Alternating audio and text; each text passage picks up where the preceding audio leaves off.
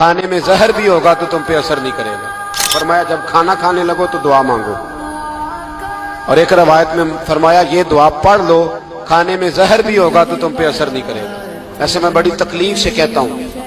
کہ آج بھی ہمیں کہنا پڑتا ہے کہ بہت سارے لوگ ایسے ہیں جو ابھی بھی کھانے سے پہلے بسم اللہ نہیں پڑھتے۔ بسم اللہ الذی لا یضر مع اسمہ شیء فی الارض ولا فی السماء یا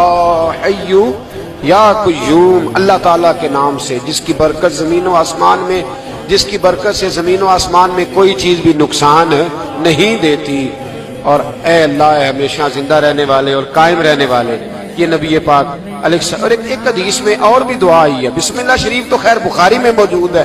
مسلم میں موجود ہے، بسم اللہ والا بارکۃ اللہ بھی ایک حدیث میں نبی پاک صلی اللہ علیہ وسلم نے ارشاد فرمایا، اور جب کھانا کھا چکے پھر کہا دعا مانگو، الحمدللہ الذی اطعمنا وسقانا وجعلنا من المسلمین، اللہ تعالیٰ کا شکر ہے جس نے ہمیں کھلایا بھی پلایا بھی اور مسلمان بھی بنایا۔ کھائی روٹی ہے اور شکر، تین نعمتوں کا ادا کیا۔